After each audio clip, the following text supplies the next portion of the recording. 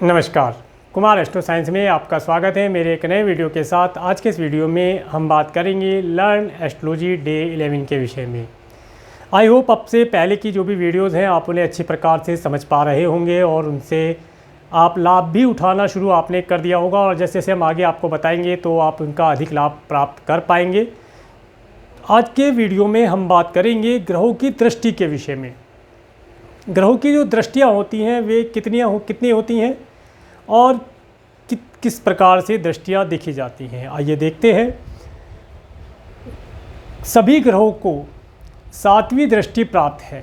यह उनकी पूर्ण दृष्टि होती है, इसे पूर्ण दृष्टि कहते हैं। जैसे अगर कोई ग्रह यहाँ पर बैठा है तो यहाँ से 1 2 3 4 5 6 7 इस हाउस पर उसकी पूर्ण दृष्टि होगी, ऐसा माना जाएगा। इसके साथ साथ अगर कोई प्लेनेट यहाँ पर है तो उसकी 7वीं दृष्टि यहाँ पर 8th हाउस पर मानी जाएगी, और अगर कोई प्लेनेट यहाँ पर है 3rd हाउस में तो उसकी पूर्ण दृष्टि 9th हाउस पर भी मानी होगी। इसके बाद अगर कोई प्लेनेट आपके 4th हाउस में है तो उसकी 7th एस्पेक्ट आपके 10th हाउस पर भी होगी। 10th हाउस को भी वो पूर्ण दृष्टि से देखेगा। इसके बाद अगर कोई प्लेनेट आपके 5th हाउस में है तो उसकी पूर्ण दृष्टि आपके 11th हाउस पर होगी। इसी प्रकार अगर कोई प्लेनेट आपके 6th हाउस में है तो उसकी पूर्ण दृष्टि 7वीं दृष्टि आपके 12th हाउस पर होगी। इसी प्रकार से आगे अगर 7th पे होगा तो 1st के ऊपर, और 8th पे होगा तो आपके 2nd हाउस पर, 9th में होगा तो उसकी 7th एस्पेक्ट आपके 3rd हाउस पर, और 10th में होगा तो 4th हाउस पर उसकी 7th एस्पेक्ट होगी। 11th हाउस में कोई प्लेनेट होगा तो उसकी 5th हाउस पर 7th एस्पेक्ट रहेगी, और 12th हाउस में अगर कोई प्लेनेट होगा तो उसकी 6th हाउस पर 7th एस्पेक्ट होगी। तो आपने ये तो देखा कि सभी ग्रहों की 7वीं दृष्टियाँ होती हैं। अब हम देखते हैं कि कैसे कैसे होती है और क्या क्या होती है। सूर्य ग्रह की 7वीं दृष्टि होती है पूर्ण दृष्टि, 7वीं दृष्टि पूर्ण दृष्टि होती है। इसके साथ चंद्रमा को भी एक ही दृष्टि प्राप्त है, 7वीं दृष्टि, वो भी पूर्ण दृष्टि होती है। इसके बाद मंगल ग्रह को 7वीं दृष्टि के साथ साथ 4थी और 8वीं दृष्टि भी पूर्ण दृष्टि के रूप में प्राप्त है। अगर मान लीजिए आपके बर्थ चार्ट में मंगल ग्रह यहाँ पर प्लेस्ड है तो मंगल ग्रह की 7वीं दृष्टि तो यहाँ पर हो ही गई। इसके साथ साथ मंगल ग्रह की 4थी दृष्टि यहाँ पर 4th हाउस पर भी पूर्ण दृष्टि होगी। इसके बाद मंगल ग्रह की 8वीं दृष्टि यहाँ पर। तो कहने का मतलब यह है कि मंगल ग्रह यहाँ पर बैठ करके किसी भी हाउस में बैठ करके वहाँ से 4th हाउस, 7th हाउस और 8th हाउस पर अपनी पूर्ण दृष्टि रखता है। आगे बढ़ते हैं। अब बात करते हैं बुध ग्रह के विषय में। बुध ग्रह को भी 7वीं केवल एक दृष्टि प्राप्त है, वो भी 7वीं पूर्ण दृष्टि। अगर बुध ग्रह यहाँ बैठे हैं तो उनकी 7वीं दृष्टि पूर्ण दृष्टि आपके 10th हाउस पर है।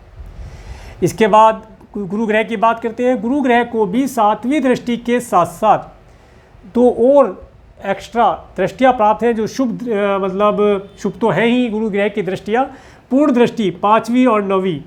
तो अगर देवगुरु बृहस्पति आपके 1st हाउस में प्लेस्ड है तो इनकी 5वीं दृष्टि यहाँ पर और 7वीं दृष्टि यहाँ पर पूर्ण दृष्टि, और 9th एस्पेक्ट आपके यहाँ पर इस तरीके से देखी जाएगी। तो आप देखेंगे देवगुरु बृहस्पति की पूर्ण दृष्टि 5वें घर पर, 7वें घर पर और 9th हाउस पर रहेगी। अब बात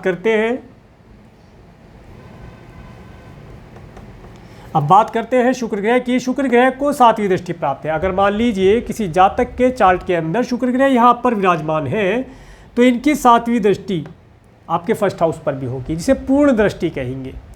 इसके बाद बात करेंगे शनि ग्रह की। शनि ग्रह को 7वीं पूर्ण दृष्टि के साथ साथ 3री और 10वीं दृष्टि भी प्राप्त है, ये भी उनकी पूर्ण दृष्टि है। अगर मान लीजिए आपके बर्थ चार्ट के अंदर शनि ग्रह यहाँ पर प्लेस्ड है तो शनि ग्रह की 3री दृष्टि पूर्ण दृष्टि आपके 3rd हाउस पर, 7वीं दृष्टि आपके 7th हाउस पर पूर्ण दृष्टि, और 10th हाउस पर उनकी पूर्ण दृष्टि 10वीं दृष्टि मानी जाएगी। तो शनि ग्रह की आपने देखा 3री, 7वीं और 10वीं दृष्टि ये पूर्ण दृष्टियाँ होती हैं। इसी प्रकार अब बात करेंगे राहु ग्रह की। राहु ग्रह को भी 7वीं दृष्टि के साथ साथ 2 और पूर्ण दृष्टियाँ प्राप्त है। सातवीं दृष्टि के साथ साथ पांचवी और नवीं दृष्टि। इसी प्रकार केतु ग्रह को भी पांचवी और नवीं दृष्टि, सातवीं के साथ साथ पांचवी और नवीं दृष्टि प्राप्त है। यहाँ पर आप एक चीज़ देखेंगे कि देवगुरु बृहस्पति को पांचवी सातवीं नवीं दृष्टि प्राप्त है और राहु और केतु को भी पांचवी सातवीं नवीं दृष्टि प्राप्त है। तो कह सकते हैं देवगुरु बृहस्पति, राहु और केतु को सातवीं पूर्ण दृष्टि के साथ साथ पांचवी और नवीं पूर्ण दृष्टि प्राप्त है। इन 3 दृष्टियां प्राप्त हैं। अब अगर मान लीजिए आपके बर्थ चार्ट के अंदर राहु यहाँ पर विराजमान है, तो राहु ग्रह की 5वीं दृष्टि आपके 5th हाउस पर पूर्ण दृष्टि रहेगी, 7वीं दृष्टि पूर्ण दृष्टि इनके 7th हाउस पर रहेगी और 9th एस्पेक्ट इनकी 9वीं दृष्टि आपके 9th हाउस पर पूर्ण दृष्टि रहेगी। यहाँ पर राहु हो या केतु हो। दृष्टियों का अपना एक अलग महत्व होता है। यह बने बनाई चीज़ को अलग शेप दे देती है। कभी कभी देखा गया है बर्थ चार्ट के अंदर कोई प्लेनेट बहुत अच्छी जगह पर, बहुत अच्छी स्थिति में, बहुत अच्छे ग्रह नक्षत्र के अंदर प्लेस्ड है, परंतु किसी निगेटिव प्लेनेट की एस्पेक्ट उस ग्रह से मिलने वाले फल को खराब कर देती है। तो दृष्टियों का इतना ज़्यादा प्रभाव एस्ट्रोलॉजी के अंदर पड़ता है और उसके आधार पर फिर आगे चीज़ें देखी जाती है।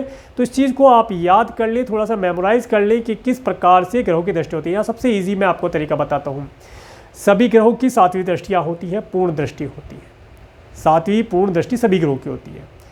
केवल और केवल राहु केतु और गुरु को अगर हम जोड़ें तो इनकी 5वीं और 9वीं दृष्टि भी एक्स्ट्रा दृष्टि पूर्ण दृष्टि होती है। तो याद हो गया।